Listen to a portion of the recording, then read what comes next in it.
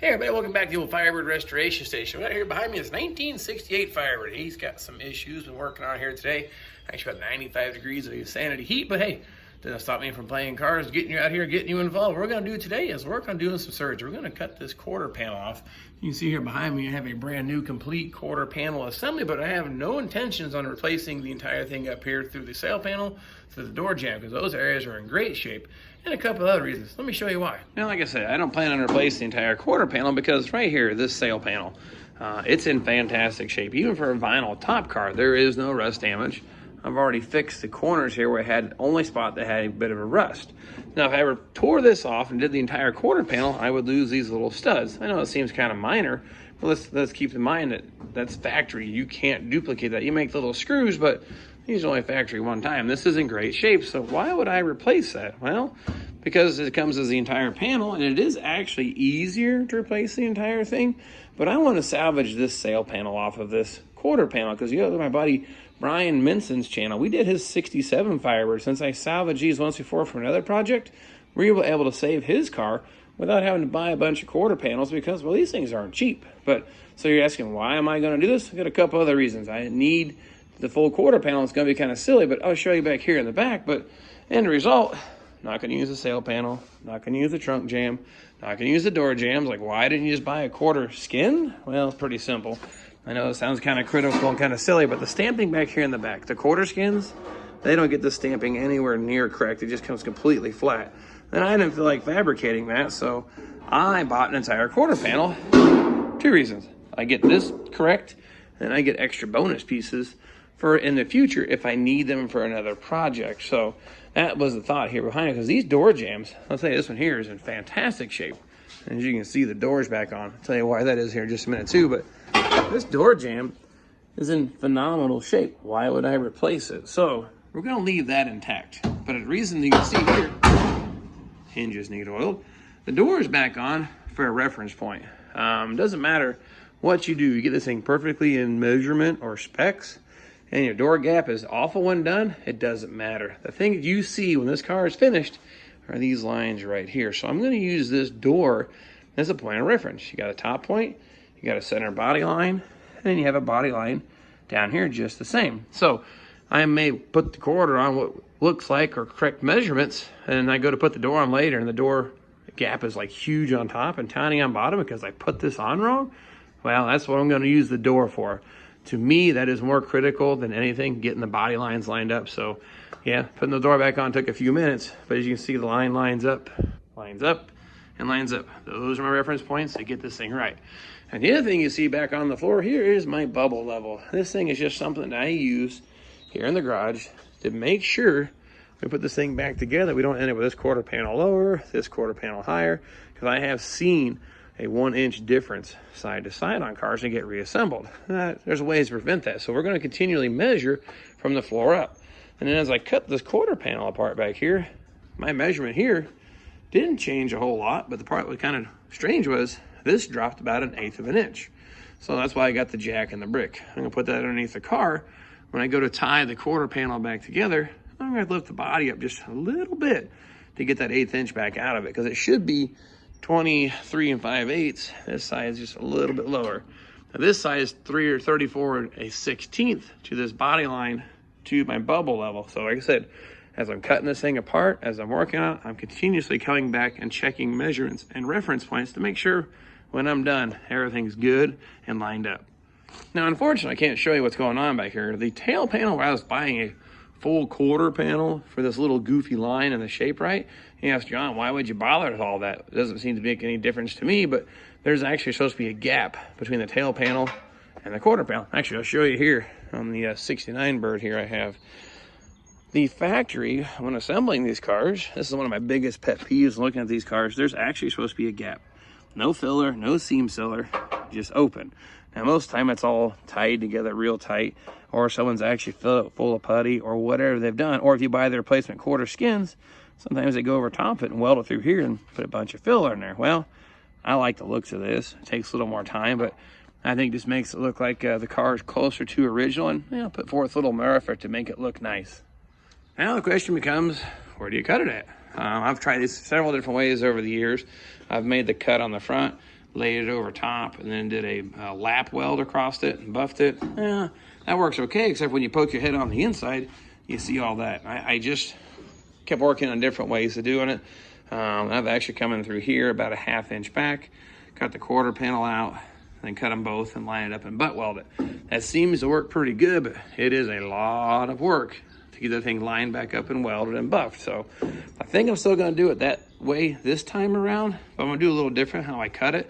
Normally I put a piece of tape on here, piece of tape on that, cut them and hope they join up right. I'm gonna try a little different this time. I'm gonna cut just about a 1/4 inch back. So I have that 1/4 inch masking tape I put up here. I'll make this as a reference line. I'm gonna throw this dude across the whole thing, outline the edge of the body line just in the inside of it here, come to the door jamb, then do the same thing all the way down. Then I have a 1/4 inch reference. And then what I'll do then is cut that one back a 1/2 inch. And I'm gonna lay it on top and then cut through both panels at the same time and hope that makes things line up better. So this is a bit of an experiment. I'm hoping it works. So the first thing first, let's get our tape going on here and see if we can get this all outlined.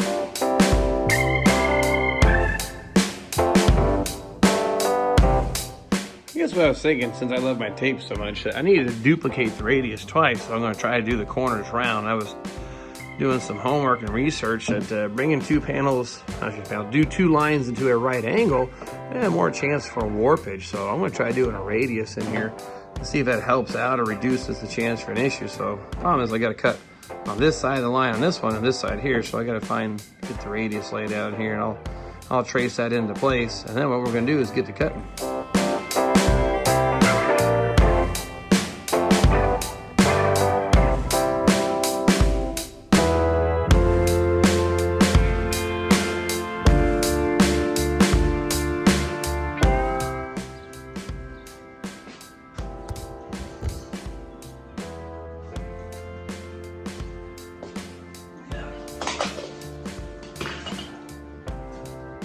Not that I expect to find really cool goodies inside here, but I figured I'd get you up close because I didn't cut none of the fender off. I'm kind of assuming that it's just that rust that it's going to fall right off. And I lied.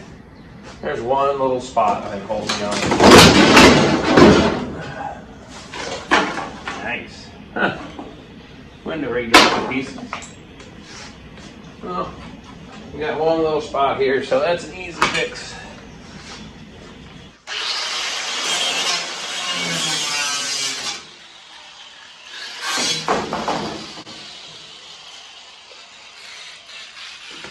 I got that all on the floor pretty quick. This is kind of strange.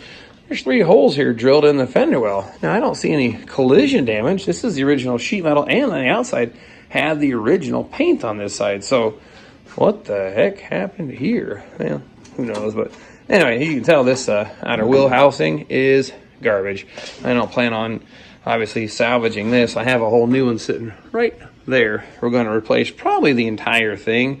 I don't think it's worth trying to section it in because it's pretty rusty clear back to here. So we're going to replace the entire outer wheelhouse, but this go around I want to show you how to lob the quarter skin off. So I'm going to get this kind of cut out of the way so we can get the quarter panel at least test fitted. Then we'll come back and change this thing out. But there doesn't appear to be any really neat prizes in here, but oh well, it's kind of fun to pull it off. Sometimes you find some goodies inside here, but this time around, just a bunch of dirt. All right, next there we got, when I cut the quarter panel off, there's still actually a piece of, here, actually see a little bit here. The quarter panel is still actually spot welded here to the rocker panel. So hope the old butter cutter here just pop those things loose, I hope.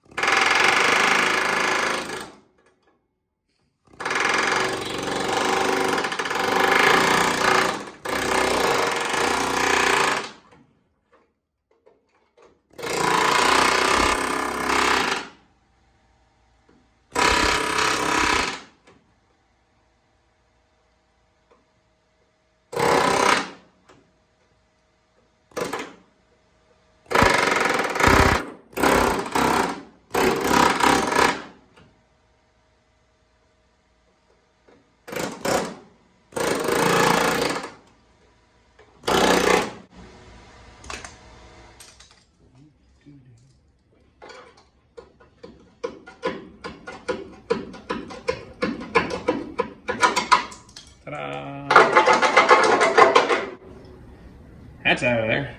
Now, of course, this actually sits rocker panel, quarter panel, and this gets put back down and then welded through all that. So it's out of the way now too. So we're ready to actually go ahead and work on trimming up the wheelhouse now. Okay, so there you have a quarter panel removed from the Great Pumpkin project here. So you also see here behind me, there's a fender well kind of test fitted into place. So I got a new idea for installing those. So that's going to be worth watching or checking out. So, stay tuned, hit the subscribe, share with your friends. And of course, we'll also show you exactly how I plan on cutting that quarter panel apart to get it to butt weld in nice and clean and still look really good when done. That's the whole plan here, not make it obvious it's had some repairs without doing the sail panel cutout too. So nonetheless, that's going to be the next go around. So like I said, please follow along. I'll get the camera out here next time, get this thing wrapped up, and we'll get those things going, and we'll see you then.